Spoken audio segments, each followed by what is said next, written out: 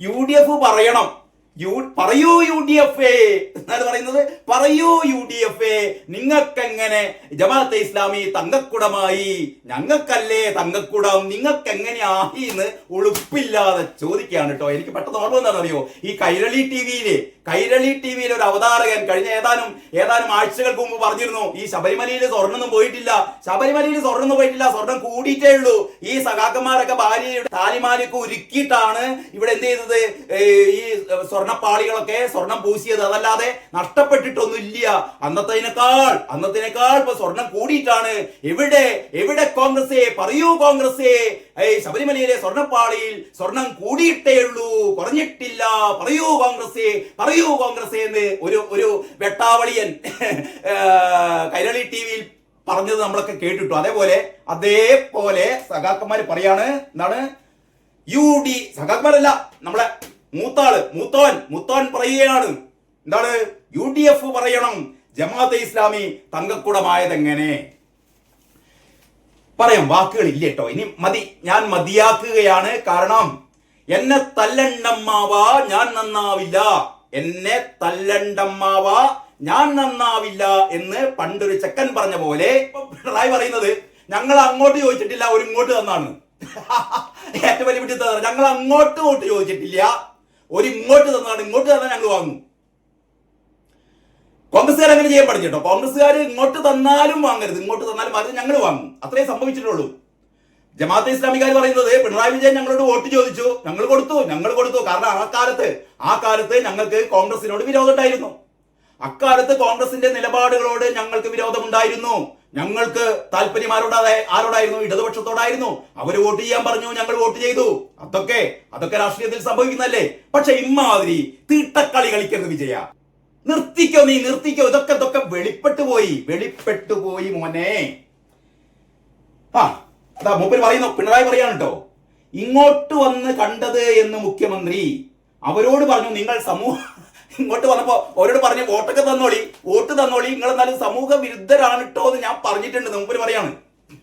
മനോരമയിലെ 1-ാം പേജിൽ നിങ്ങൾക്ക് ആ വാർത്ത കാണില്ല. 1-ാം പേജിൽ വേറൊരു വാർത്തയാണ്. എന്താണ്, ഈ NH-66 നിർമ്മാണം അടിമുടി അശാസ്ത്രീയം, ആശങ്കപ്പാത. ഇതാണ് മരുമാമണ്ട് പറഞ്ഞത്. ഞങ്ങളിങ്ങനെ ആഴ്ചക്കാഴ്ചക്ക് ദേശീയപാത അതോറിറ്റിയുമായി ചർച്ച ചെയ്യാറുണ്ട്, നിർമ്മാണ പ്രവർത്തനങ്ങൾ വിലയിരുത്താറുണ്ട്, പാകപ്പിഴകൾ പരിശോധിക്കാറുണ്ട്. ഞങ്ങളാണ് മേൽനോട്ടം വഹിക്കുന്നത്. ഞങ്ങളുടെ പാതയാണ്. ഇവർ കാത്തിരിക്കുകയായിരുന്നു 2026-ൽ സംസ്ഥാന സർക്കാരിന്റെ ഏറ്റവും വലിയ നേട്ടം എന്തെന്ന് ചോദിച്ചാൽ ദേശീയപാത ഞങ്ങളായിരുന്നു ഇതിന്റെ മേൽനോട്ടം വഹിച്ചത്. പൈസയൊക്കെ അവിടുന്ന് പൈസയൊക്കെ ഗഡ്കരി തരും. പക്ഷേ പ്രവൃത്തികളൊക്കെ ഞങ്ങളുടെ നേതൃത്വത്തിൽ. ഇനി മിണ്ടില്ല. പിണറായി തന്നെ പറഞ്ഞു, ഞങ്ങൾക്ക് ഇതിലൊരു ഇടപാടില്ല, അത് മുഴുവൻ കേന്ദ്രമാണ്. പൊളിഞ്ഞാൽ കേന്ദ്രം,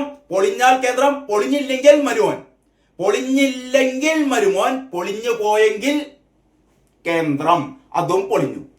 അപ്പൊ ഇനി ഏതായാലും മരുമോന്റെ റീൽസ് കാണില്ല കേട്ടോ. ഇങ്ങനെ ദേശീയപാത 66-ലൂടെ ഇങ്ങനെ എന്താ പറയാ, നല്ല പുഞ്ചിരിയുമായി ഈ സെൽഫി ഇങ്ങനെ എടുത്തുകൊണ്ട് ഇതാ ഞങ്ങളുടെ ഭരണനേട്ടം എന്ന് മരുമോനിനി മിണ്ടില്ല. അമ്മായിയപ്പൻ തന്നെ കൊടുത്തു. അമ്മായിയപ്പൻ പറഞ്ഞു, മിണ്ടരുത് മരുവനെ എന്ന് പറഞ്ഞു കേട്ടോ. അതാണ് മലയാള മനോരമ കൊടുത്തത്. മലയാള മനോരമ ഈ ബാക്ക് പേജിലാണ് എന്ത് കൊടുത്തതെന്നറിയോ? പിണറായി കണ്ടത് AKG സെന്ററിലല്ലെന്ന് ജമാഅത്ത് സംസ്ഥാന സെക്രട്ടറി തിരുത്തുകയാണ് പിണറായി സത്യം പറയുമ്പോൾ കുറച്ചും കൂടി കൃത്യമായി സത്യം പറയണം. നമ്മൾ കണ്ടത് AKG സെന്ററിലല്ല, ആലപ്പുഴ ഗസ്റ്റ് ഹൗസിലാണ്. പിണറായി കണ്ടത് AKG സെന്ററിലല്ലെന്ന് ജമാഅത്ത് സംസ്ഥാന സെക്രട്ടറി. CPM-ന് ജമാഅത്തുമായി പതിറ്റാണ്ടുകളുടെ ബന്ധമുണ്ടെന്ന് കുഞ്ഞാലിക്കുട്ടി സാഹിബ് പറയാണ്. നിലപാട് മാറ്റിയത് ജമാഅത്ത് എന്ന് സാദിഖ് അലി തങ്ങൾ പറയുന്നു, ജമാഅത്തുകാര് പണ്ട് CPM-ന് വോട്ട് കൊടുത്തു, ഇപ്പൊ ഞങ്ങൾക്ക് വോട്ട് ചെയ്യുന്നു, അത്രയേ ഉള്ളൂ. അന്ന് നിങ്ങൾക്ക് വോട്ട് കൊടുത്തു, ഇപ്പൊ ഞങ്ങൾക്ക് വോട്ട് തരുന്നു, അത്രയേ ഉള്ളൂ. പിണറായി കിടന്ന് മോങ്ങണ്ട. നിങ്ങൾ തോൽക്കാൻ പോകുകയാണ്. മാധ്യമത്തിന് പിന്നെ മാധ്യമം 1-ാം പേജിൽ ആ വാർത്തയൊന്നുമില്ല. മാധ്യമത്തിന്റെ വാർത്ത കിടക്കുന്നത് 5-ാം പേജിലാണ് കേട്ടോ.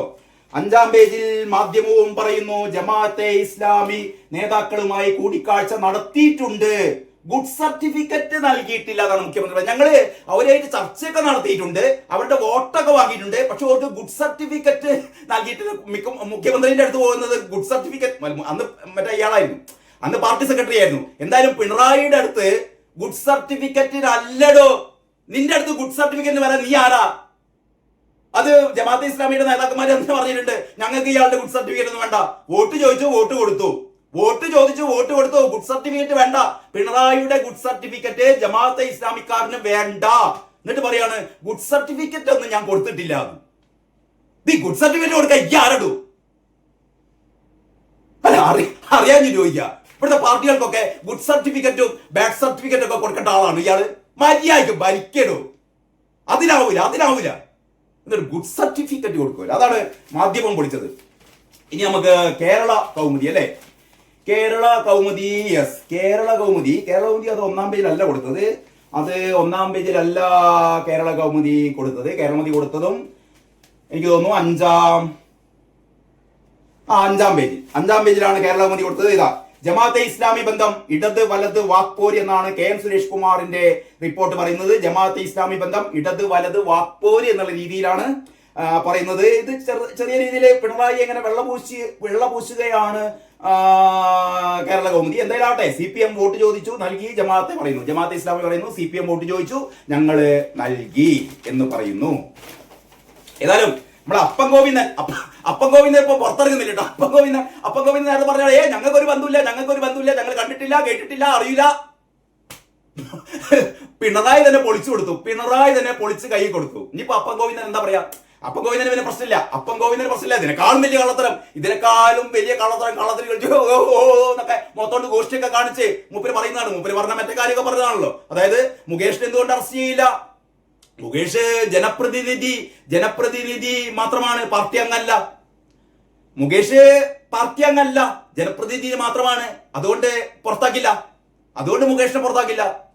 പത്മകുമാർ ജനപ്രതിനിധി അല്ല, പാർട്ടി അംഗം മാത്രമാണ്.